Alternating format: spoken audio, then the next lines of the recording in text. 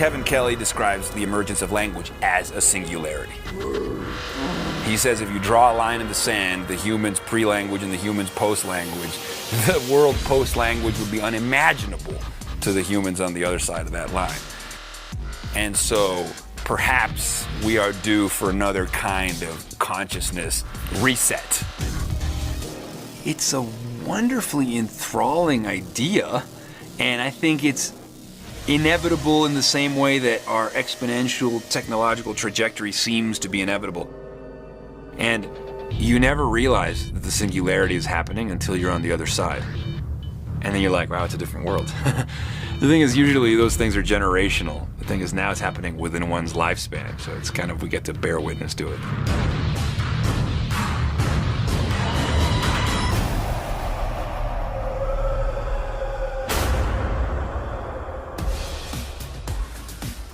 Life in the 21st century is one of constant radical transformation.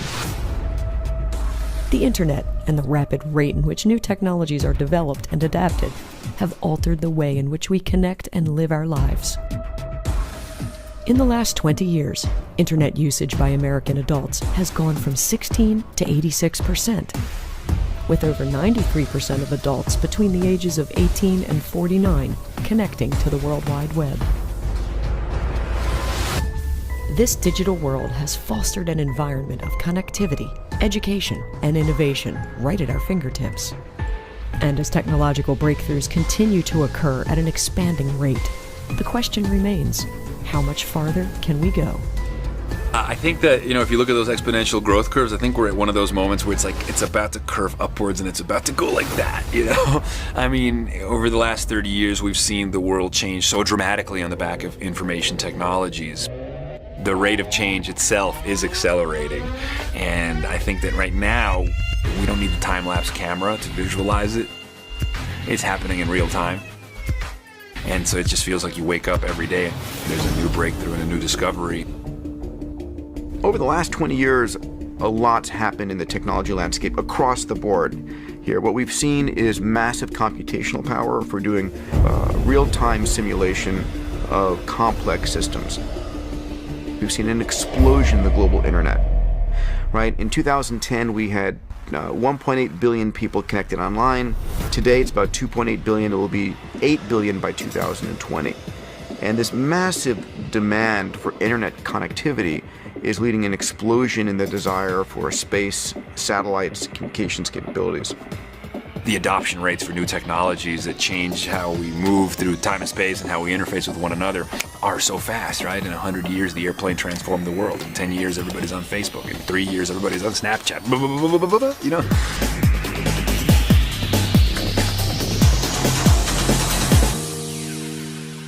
Some people are apprehensive of new technologies that disrupt how we interface with one another. We are engaging with screens all the time.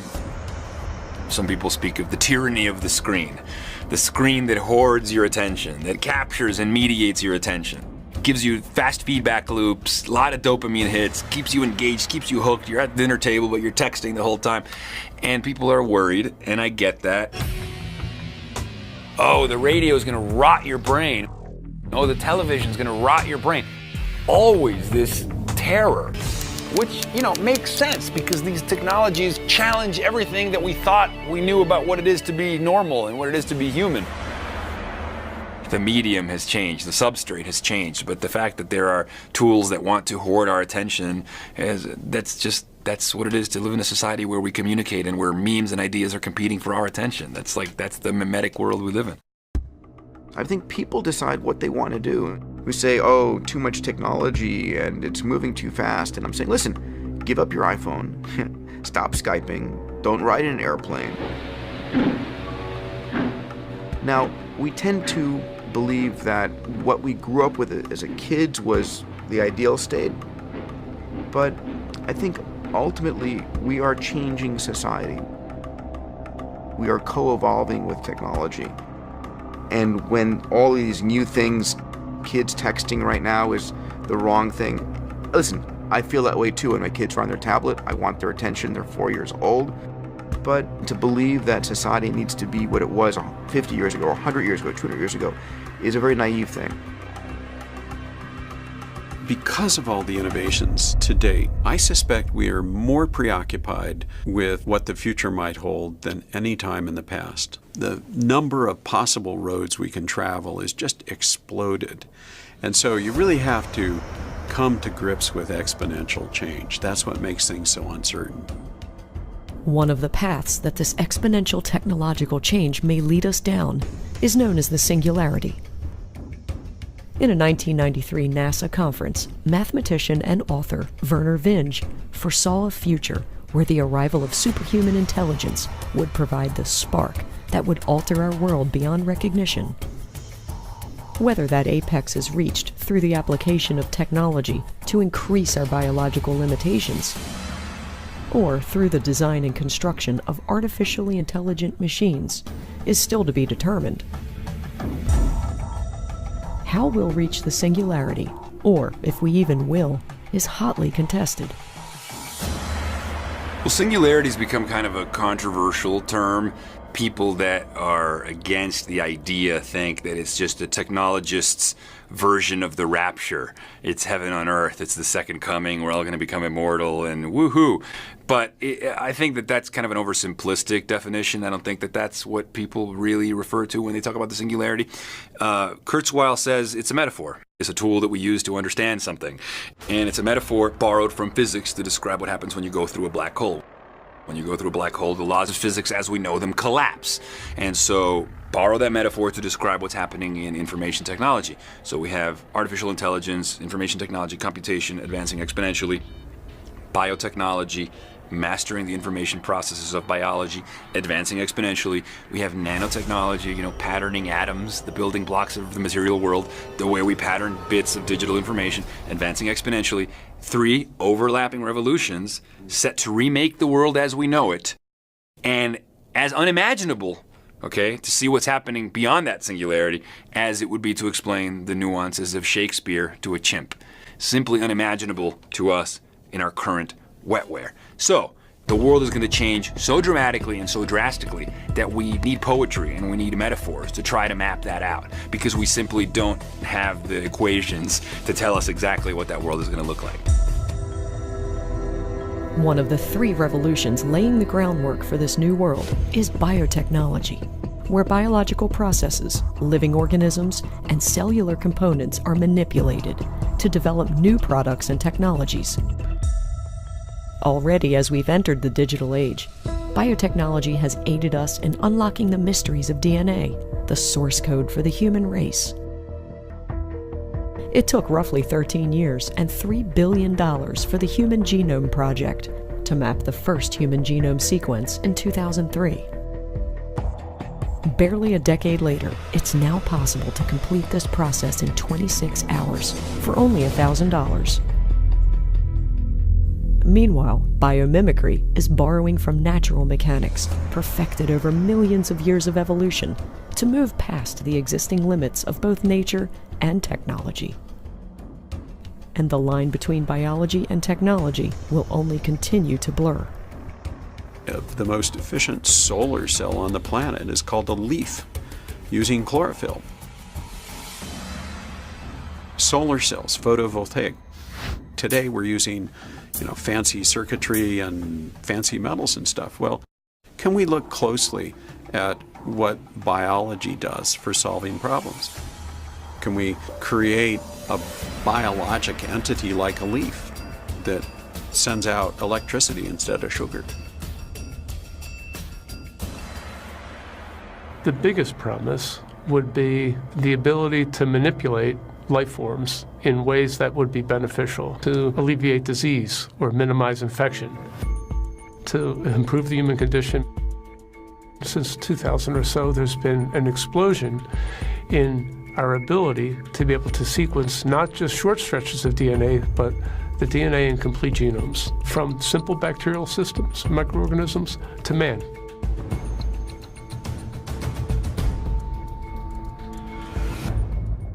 As we're learning more about our DNA and our bodies, and we're actually going in now and starting to manipulate characteristics. So if your baby is about to be born and the doctor says your baby has a health problem, we can go and fix the baby before your baby's born.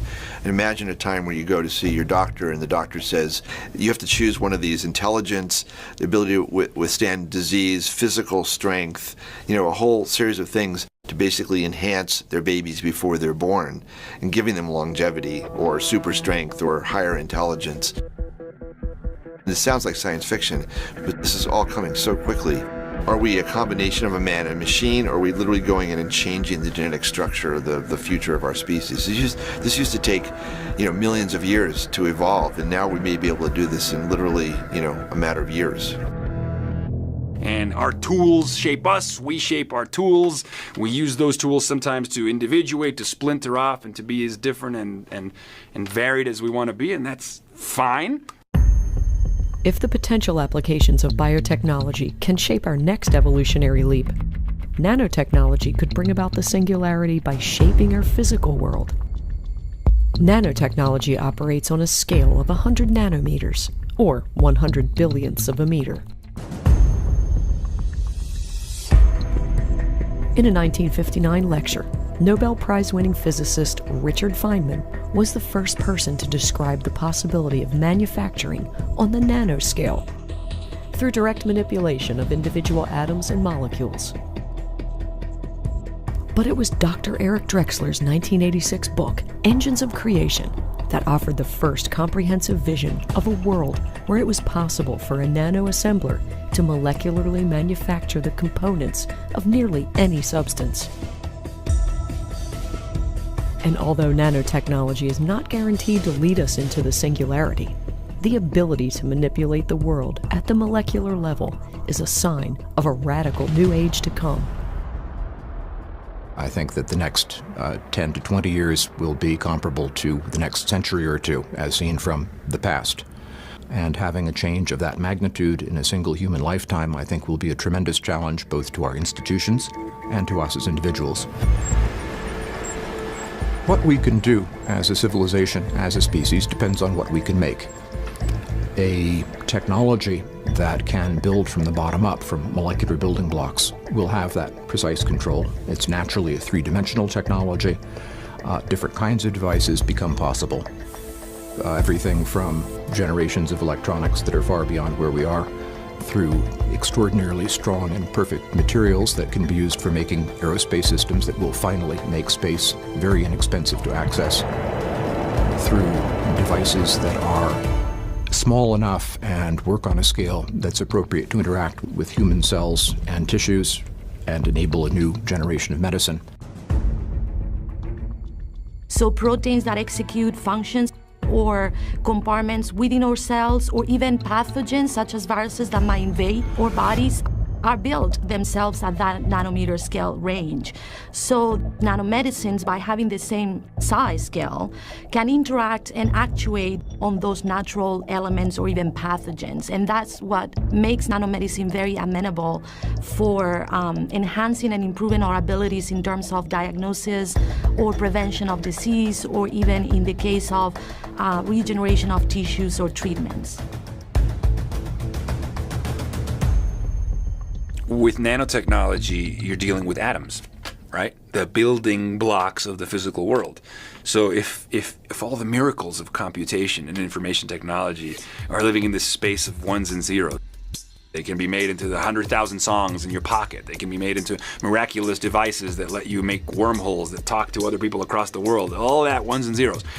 When we're able to do that, when we're able to play the instruments just like we do in the digital space, but with atoms, then all the physical world will be as manipulatable as digital.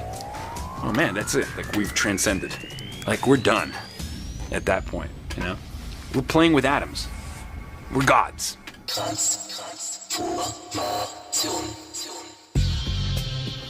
And although mastering biotechnology and nanotechnology could improve upon the human condition, the singularity will not be reached until human intelligence is somehow surpassed.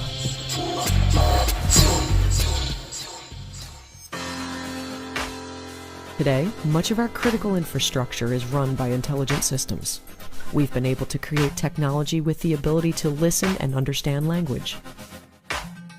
We've fashioned machines with spatial understanding, like the GPS that safely guides us to our next destination. And while all of these tools have benefited us, is it possible to one day build genuine artificial intelligence? A 1965 article by famed mathematician I.J. Good introduced the prospect of an intelligence explosion. Dr. Good stated that the creation of an ultra-intelligent machine capable of surpassing human intelligence would become the last invention that man would ever need to make. Our everyday tasks would now be performed faster, longer, and better, unhindered by the limitations of our human physiology.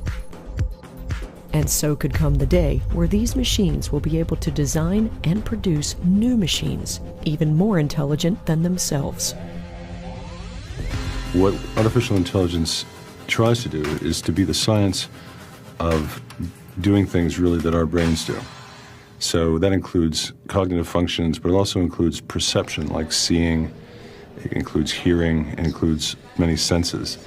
So we're trying to get machines to do what we do when we're being intelligent. And then it also has to learn. Part of our intelligence is to develop new abilities, to learn things, to learn new languages, new crafts, new skills. So our intelligence is very adaptable, and that's what we expect to achieve in intelligent machines. That's what we're looking for in intelligent machines. We're not very close to that now. There are lots of things that the brain can do that we don't know how to tell a computer to do, no matter how fast the computer is. We just don't know an algorithm that works, whereas the brain has it, and we can see that every day. But there isn't any one thing I know of that the brain can do that I think computers are incapable of. In my mind, there will be a day when computers can do many of the things that our brain can do that they cannot do now. Ray Kurzweil is the chief engineer at Google now. He wants to create a machine that makes 300 trillion calculations per second and to share that with 1 billion people. So that's a brain attached to the internet. That's a real goal. That's creating human-level intelligence in a machine. There's 1 million applications. If you had virtual brains at the price of a computer, you could string 10,000 of them together. You know, imagine 10,000 PhD quality brains taking on questions like climate change or cancer research. You know, a number of my colleagues and friends have this dystopian view of AI, more the Terminator or, you know, the negative side of HAL. I honestly don't believe that. I think that's myopic. I think that AI is actually creating massive benefits for humanity. It's going to transform and make ubiquitous, dematerialize and demonetize healthcare and education, and going to transform and uplift most of humanity. Every technology has its downsides, but the upside is massive. Kurzweil says, he says the moment an AI supersedes all human brains in its intelligence and its sentience, because then you have one artificial intelligent entity that is smarter than all the collective brain power of all the humans on Earth. And so the thoughts that that entity will have, the things it will dream up, are inconceivable. The unimaginable world, post-singularity, may come sooner than we think. Ray Kurzweil believes this defining moment will occur by the year 2045. Whether or not it transpires, the seeds blurring the lines between technology and nature have already been planted. McKenna was talking about this 20 years ago when virtual reality was first coming out, but he says essentially the new kinds of intimacy that will be made possible. You know, when I want to share with you my inner world, I show you my house, I show you my books, I show you my room or my garden. Now I'll get to show you the insides of my mind. For me, it feels like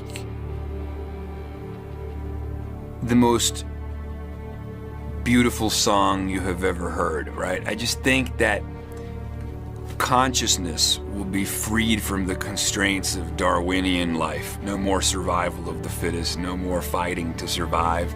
Just the highest expressions of our humanness fully flourishing. So it's art and poetry and love and radical self-expression. It's meaning spilling over. That's what it looks like to me.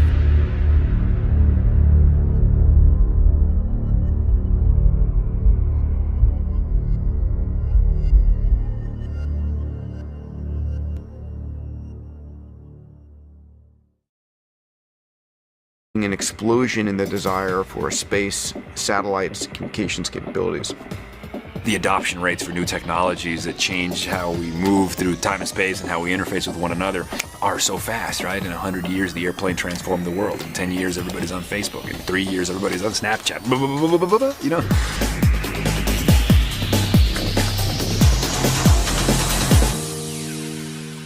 Some people are apprehensive of new technologies that disrupt how we interface with one another.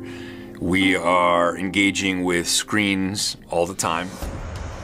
Some people speak of the tyranny of the screen that hoards your attention, that captures it.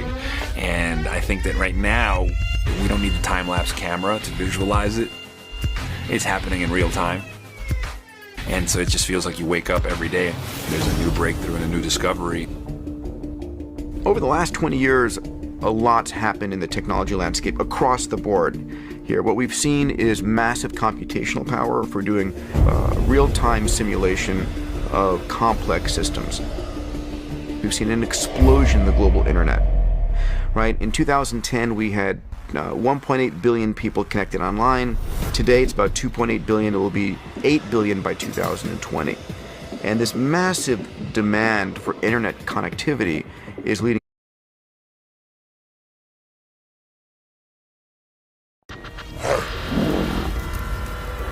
Kevin Kelly describes the emergence of language as a singularity. He says if you draw a line in the sand, the humans pre-language and the humans post-language, the world post-language would be unimaginable to the humans on the other side of that line. And so perhaps we are due for another kind of consciousness reset.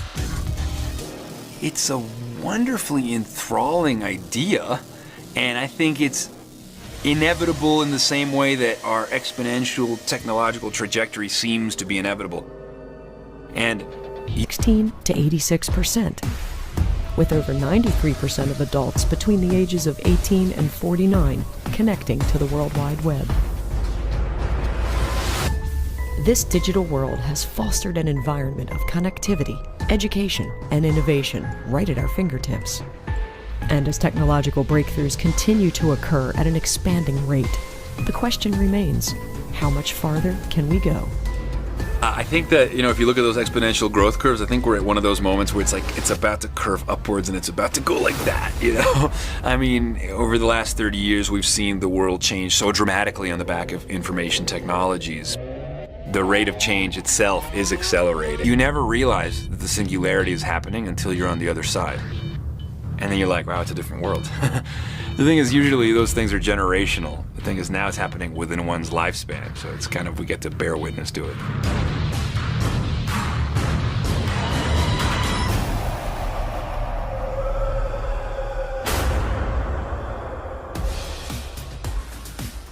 Life in the 21st century is one of constant radical transformation. The internet and the rapid rate in which new technologies are developed and adapted have altered the way in which we connect and live our lives. In the last 20 years, internet usage by American adults has gone from